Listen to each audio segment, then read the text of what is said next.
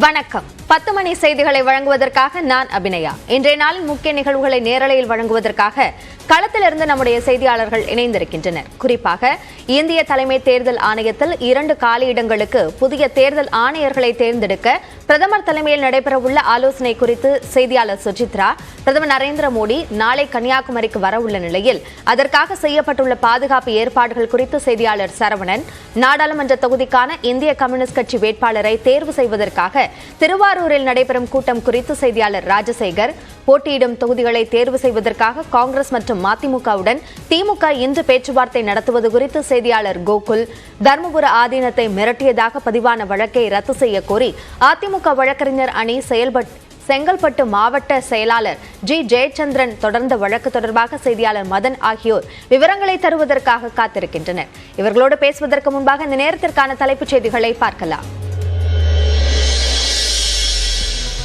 குடியுரிமை திருத்த சட்டத்தை அமல்படுத்த மாட்டோம் என மாநிலங்களால் கூற முடியாது. ஸ்டாலின், பினராயி விஜயன் உள்ளிட்டோருக்கு மத்திய அமைச்சர் அமித்ஷா பதில்.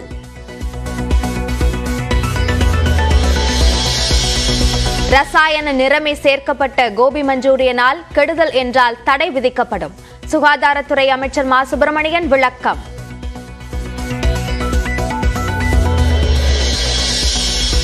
தமிழ்நாட்டில் அரசு கலை அறிவியல் கல்லூரிகளில் 4000 உதவி பேராசிரியர் பணியிடங்களை நிரப்ப அறிவிப்பு வெளியீடு. வரும் 28ஆம் தேதி முதல் ஏப்ரல் 29ஆம் தேதி வரை உதவி பேராசிரியர் பணிக்கான தேர்வுக்கு விண்ணப்பிக்கலாம்.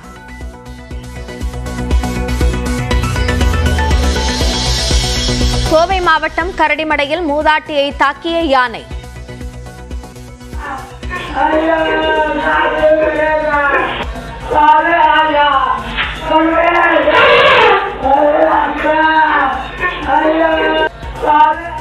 காயமடைந்த மூதாட்டி மருத்துவமனையில் அனுமதி.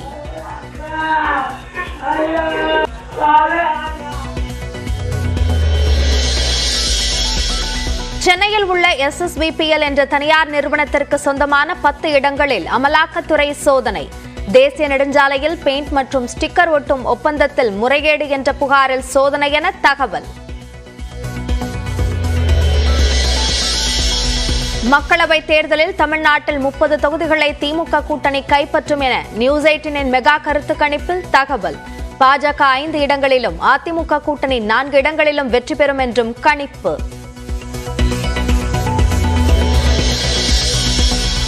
மக்களவைத் தேர்தலையொட்டி நியூஸ் 18 நடத்திய மெகா கருத்து கணிப்பின் முதற்கட்ட முடிவுகள் வெளியீடு. 242 தொகுதிகளுக்கான கருத்து கணிப்பில் பாஜக கூட்டணி 174 இடங்களிலும், காங்கிரஸ் கூட்டணி 61 இடங்களிலும் வெல்லும் என தகவல்.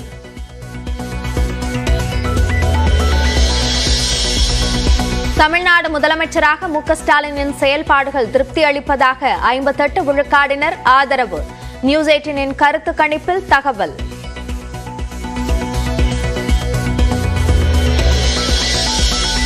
பிரதமர் நரேந்திர மோடியின் 5 ஆண்டு கால செயல்பாடு திருப்தி அளிப்பதாக 54% பேர் ஆதரவு. பணவீக்கத்தை திறம்பட கட்டுப்படுத்தியதாக கருத்து கணிப்பில் மக்கள் தகவல்.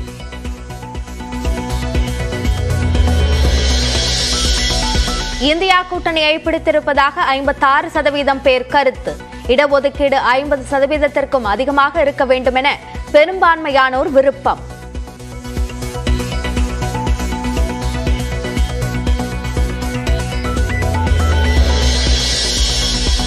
மக்களவைத் தேர்தலில் அதிமுகவிற்கு இரட்டை இலை சின்னம் கிடைப்பதில் சிக்கல் உள்ளதாக ஓய்வு பெற்ற IAS அதிகாரி பாலச்சந்திரன் கருத்து. நியூஸ் 18 கருத்து கணிப்புப்படி முதலமைச்சர் மு க ஸ்டாலினின் செல்வாக்கு உயர்ந்துள்ளதாகவும் பேட்டி. புதிய தேர்தல் ஆணையர்களை தேர்வு செய்வதற்கு பிரதமர் மோடி தலைமையில் இன்று ஆலோசனை. புதிய விதிகளின் அடிப்படையில் தேர்தல் ஆணையர்களை தேர்வு செய்ய திட்டம்.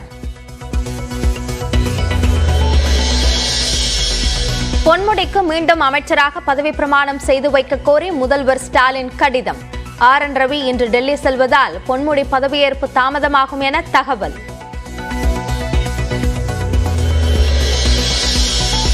மதுரை சித்திரை பெருவிழா ஏப்ரல் 12ஆம் தேதி கொடியேற்றத்துடன் தொடங்க உள்ளதாக அறிவிப்பு.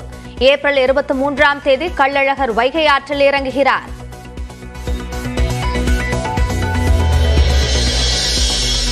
தமிழ்நாட்டில் 9,000 கோடி ரூபாயில் நவீன வாகன உற்பத்தி தொழிற்சாலையை அமைக்கிறது டாடா நிறுவனம். 5,000 பேருக்கு வேலைவாய்ப்பு அளிக்கும் வகையில் முதலமைச்சர் மு.க. ஸ்டாலின் முன்னிலையில் ஒப்பந்தம் கையெழுத்து. 1000 ரூபாய் மகளிர் உரிமை தொகையை பிச்சை என கூறிய குஷ்பு மன்னிப்பு கேட்க வலியுறுத்தி திமுக மகளிர் அணியினர் 2வது நாளாக போராட்டம்.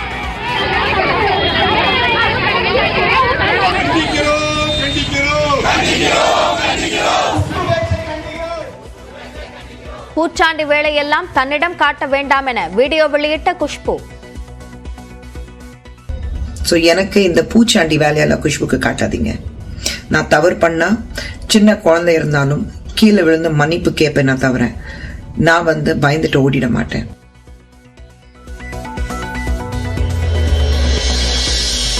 பாமகவுடன் அதிமுக கூட்டணி பேச்சுவார்த்தை நடத்தவில்லை என இபிஎஸ் விளக்கம்.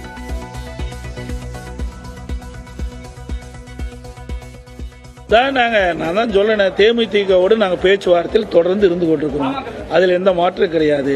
பாமகவோடு நாங்கள் பேச்சுவார்த்தை நடத்துகின்ற சூழ்நிலை ஏற்படுகின்ற பொழுது உங்களை அழைத்து நிச்சயமாக அதை தெரிவிப்போம். இரட்டை இலை சின்னத்தை ஓபிஎஸ் ஆல் கைப்பற்ற முடியாது என்றும் பேட்டி.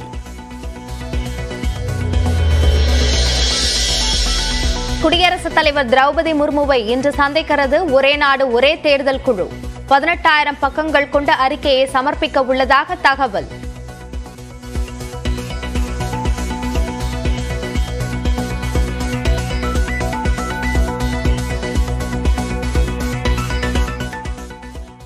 கோவை கரடிமடை பகுதியில் நள்ளிரவில் மூதாட்டி யானை தாக்கிய காட்சி வெளியாகியுள்ளது. கூடுதல் விவரங்களை நம்முடைய செய்தியாளர் சுரேஷிடம் கேட்கலாம்.